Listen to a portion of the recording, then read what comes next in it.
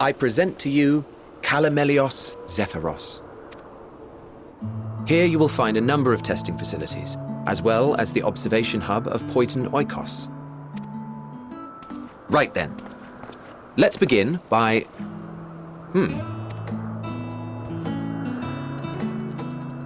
Well, well, an Arrhaeus. How delightful.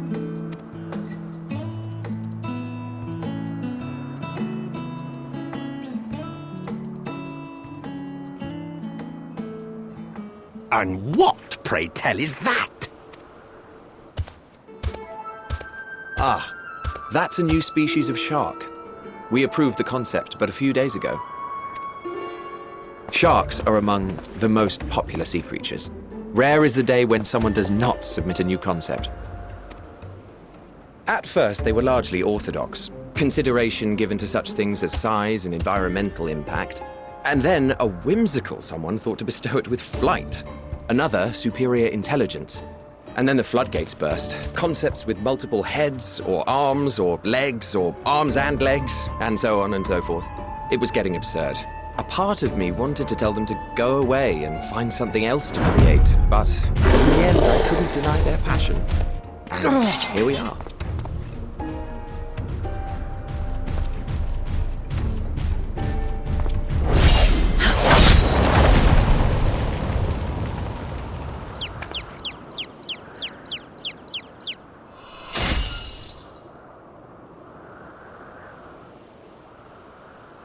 That was too close. Are you unharmed?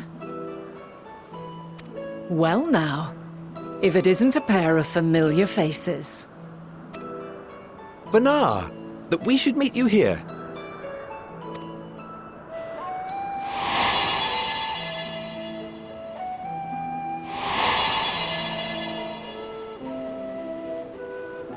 As I mentioned earlier, the better part of the convocation holds that when we retire is when we return to the star. Well, she is not among said majority. Even after stepping down, she carries on with her work. Venat is her name, and she is the previous Azem.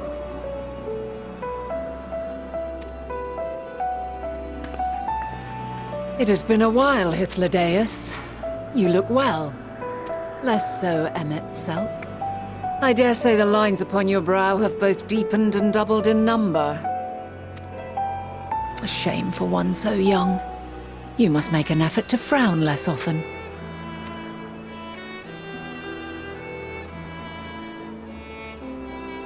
Easier said than done, thanks to your unruly successor. How is he, if I may ask? Incorrigible as ever. Rushed headlong into a volcano on the brink of eruption just the other day. I should be glad to share the tale in its entirety later, if you're so inclined. Oh, you know I am. Now then, you are?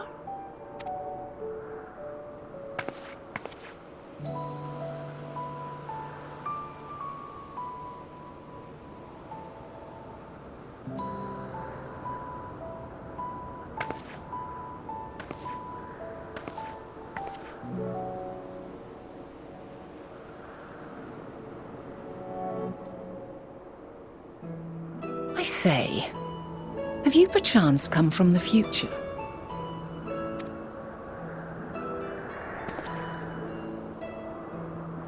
I do not believe we have ever met, yet I sense my magic upon you.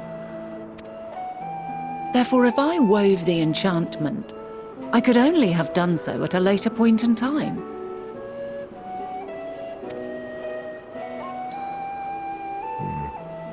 What manner of magic is this, if I may ask? A traveler's ward, of course. It prevents the corruption of one's ether.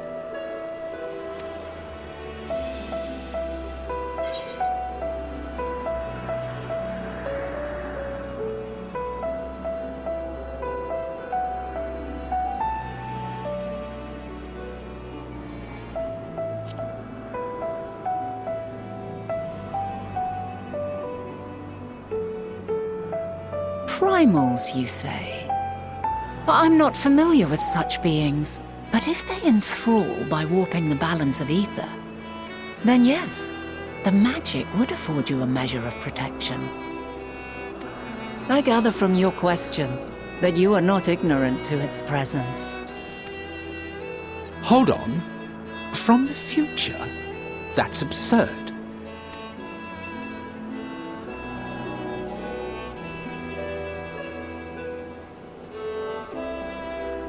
What is it?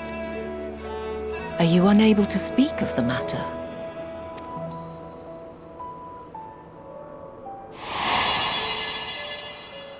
The reality to which you must return exists as a result of the final days. You cannot reshape the past to undo the tragedies of the present.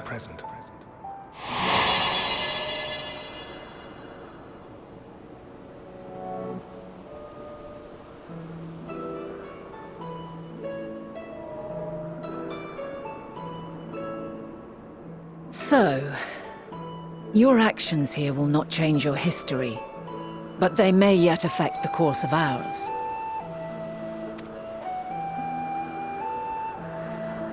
How very exciting! I'm quite fond of delving into the unknown, and there's naught more unknown than the future.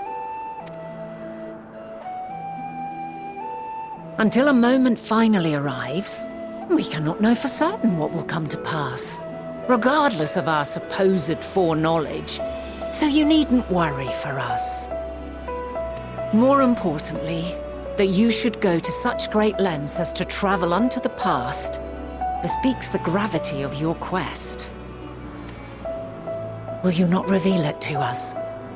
Mayhap we can be of aid to your cause.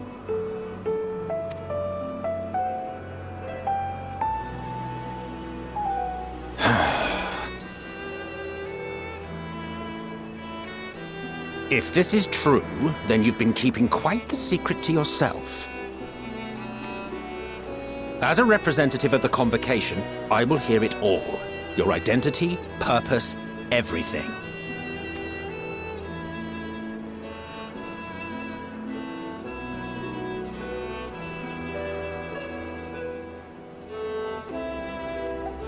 Why don't we move to a place more conducive to calm conversation?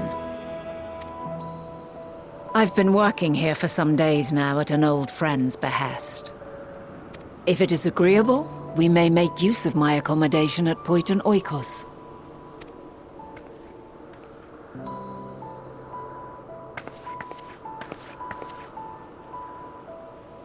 We were meant to meet. I am certain of it. Else I wouldn't have marked you so clearly and sent you unto myself in the past. It's precisely the sort of mischief I would get up to, and quite inspired, if I do say so myself.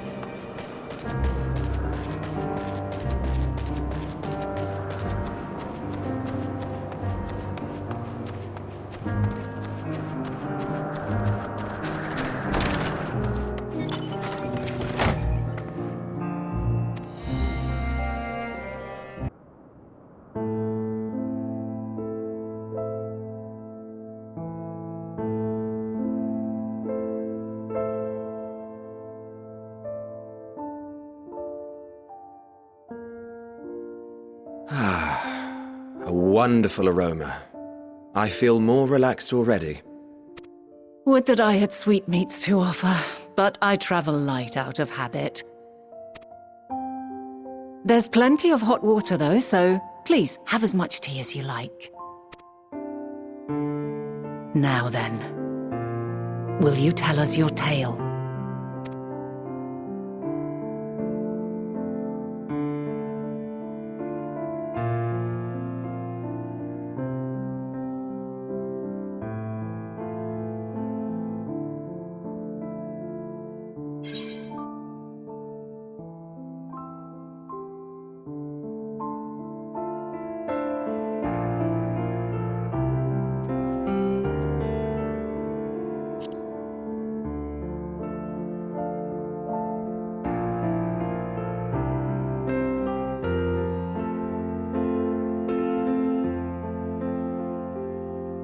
Why don't you start from the beginning?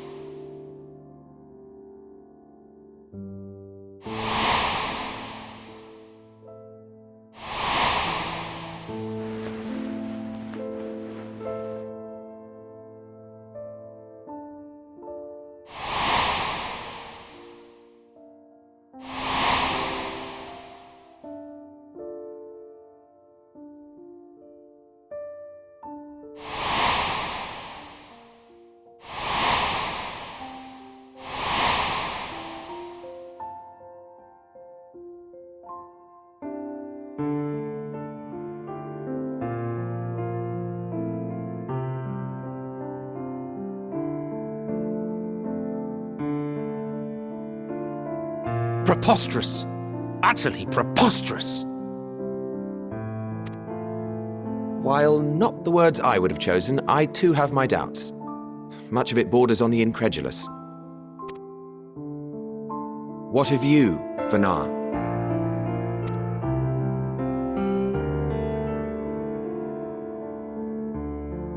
Not knowing the precise details of the first final days, it is difficult to determine the veracity of the tale. Supposing it is all true, I must ask myself why I would do what I did. Why would I feel I had no recourse but to oppose the 14 and create this Hydaelyn? Circumstances change, of course, but it would not have been an easy decision regardless. No, there must have been a reason. One compelling enough to force me to take such drastic measures. Then there is the Elpis flower, which I said would serve as a guide. That it's of import to your mission is plain, but your presence here leads me to believe that this place also holds significance. But what could it be? What are we meant to accomplish? Might it not be simply thus? In the future whence he came, the final days could not be averted. Mankind has no choice but to flee the star. By alerting us to that eventuality, perhaps you wish to pave the way for other futures. Theoretically speaking, it is a possibility. Yet if that were my primary objective, I see no reason to guide our friend to Elpis specifically. The capital and Amarot, or even my own home would be more logical destinations.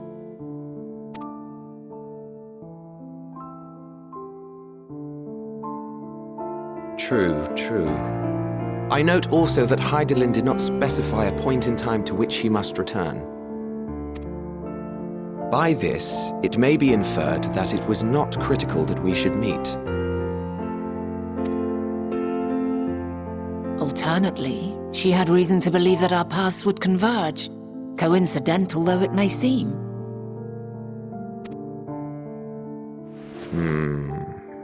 This is quite a puzzle. And we do not have all the pieces. Hardly any. But we do have one immutable fact.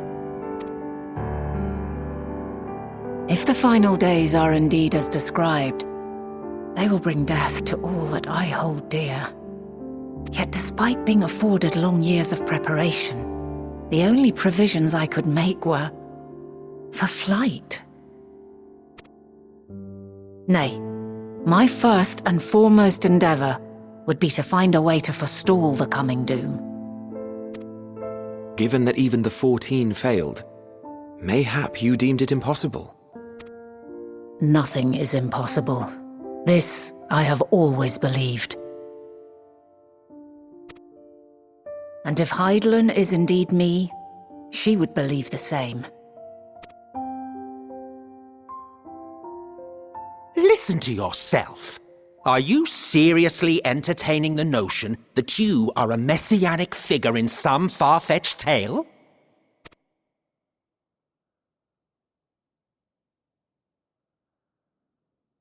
Well, I will not. I refuse to accept that our world could be undone by some unforeseen calamity.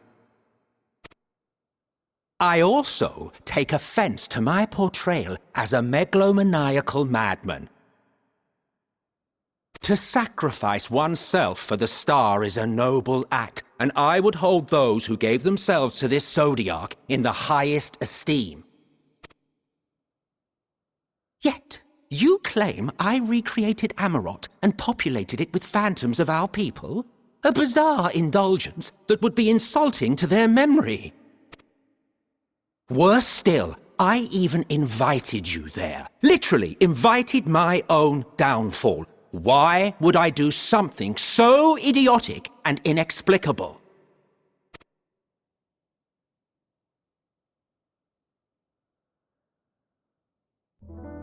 Now, I will allow that the hypothetical task of restoring our world would be daunting in the extreme. The thought of having to bear such a burden for 1,000 lives horrifies me. But I would never forsake my duty. I would never forsake my brethren.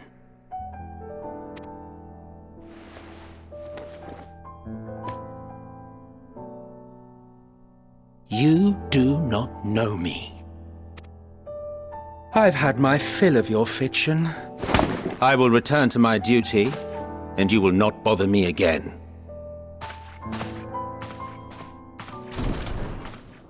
Emet-Selch! Wait!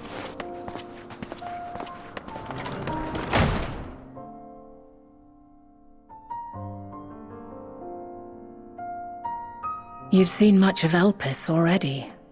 If you have any observations to share, I should like to hear them.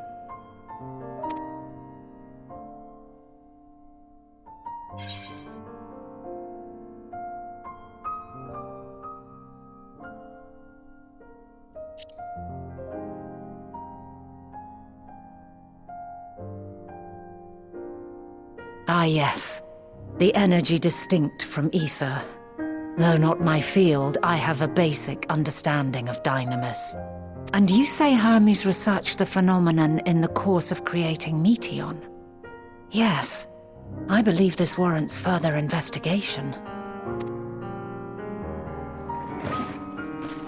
With that settled, 'tis time for action. The missing pieces of the puzzle are here, I'm certain of it. And when you find them, the picture my future self has painted will be complete, and you will have your answer. And suffice it to say, I will aid you in your quest.